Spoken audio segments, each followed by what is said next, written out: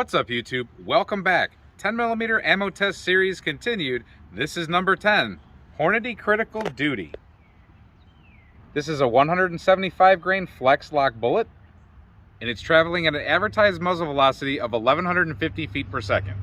There are two very slightly different SKUs for this ammunition. One is a little bit different on the velocity, but for the most part, they're almost exactly the same. So like I said, this is number 10 in the 10mm ammo test series.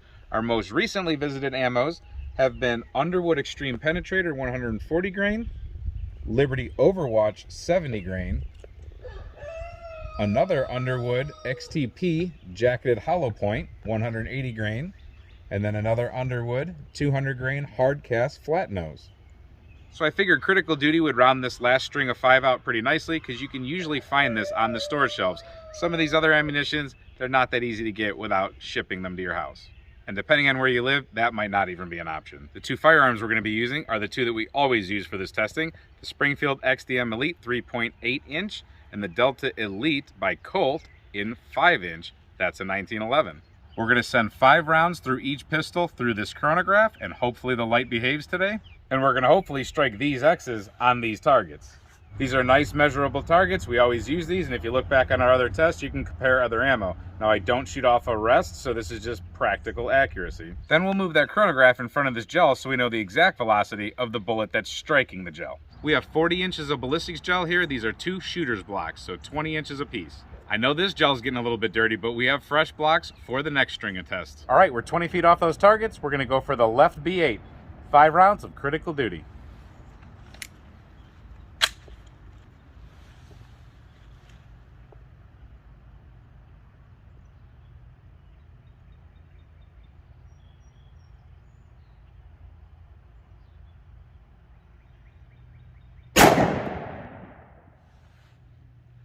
.2064,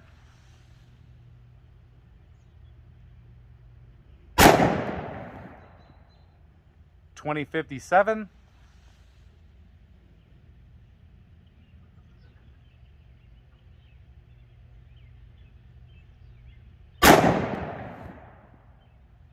.2031.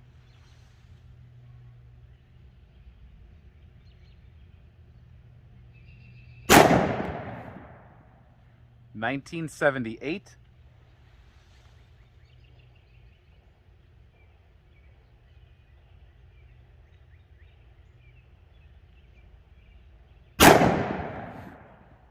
.1967. Let's take a look. So I still haven't properly zeroed this red dot.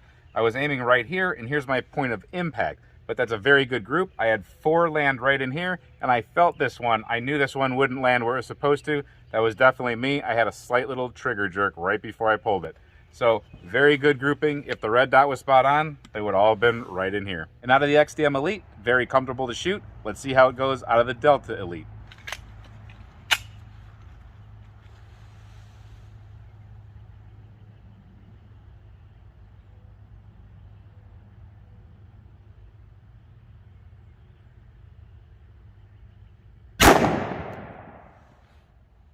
.1128,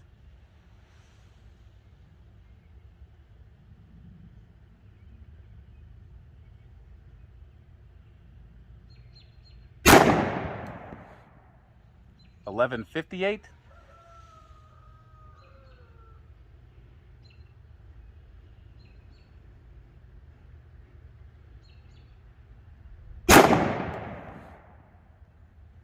.1141.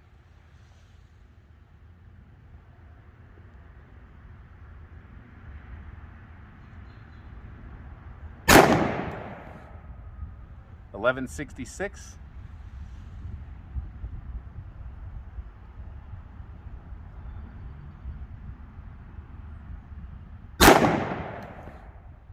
.1141. Let's look. By the way, it did not lock the magazine back in the 1911. Now, you saw my left hand come off that gun, and I had to explain this in the last video just so you guys know. Sometimes I get really target focused or, sight focused, and I'm not paying attention to my grip as much. I'm trying to get accuracy. So that's just me not paying attention to my grip. That's not necessarily an indication that the ammo is too hot. This is actually, like I said, a comfortable round, and it feels good out on the 1911. Grouping wise, that was the 3rd shot. My 2nd shot, the one where my hand came off, was right here. So a good group, in my opinion, with the sun to my back, hitting a white iron sight. Not excuses, just truth. But good grouping there. We know what it can do with a red dot, so overall, accuracy's there. I don't know what happened with that round. I didn't think that I was off, but anything can be off at the last second before you pull the trigger. All right, Critical Duty, 15 feet off that gel block. Let's see what we get.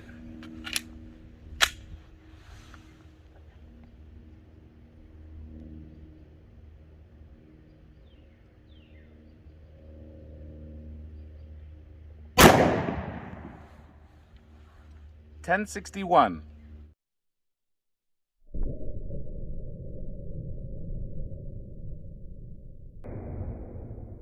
$10.61. There was our entrance, top left. You guys are going to see it on the slow motion before me, but we have a kind of average entrance wound. And it travels down.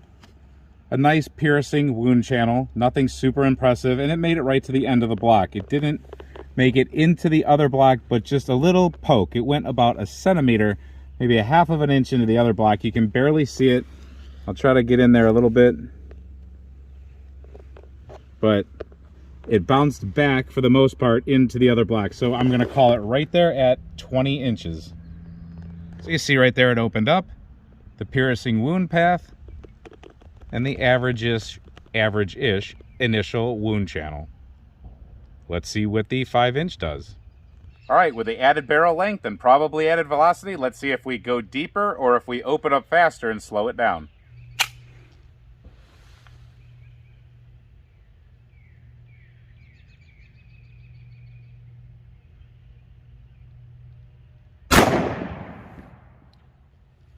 $11.43.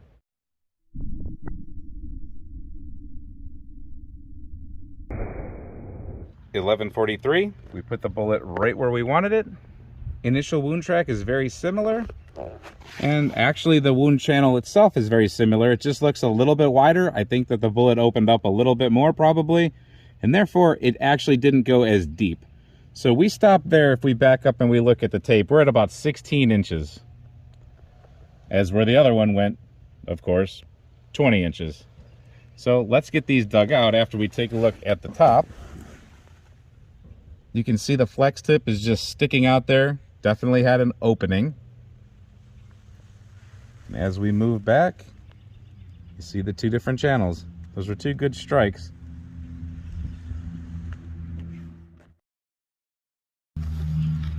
We can grab that one, and it's Flexlock tipped. Supposed to be right like that. So that was the expansion there. Let me cut this other one out for you real quick.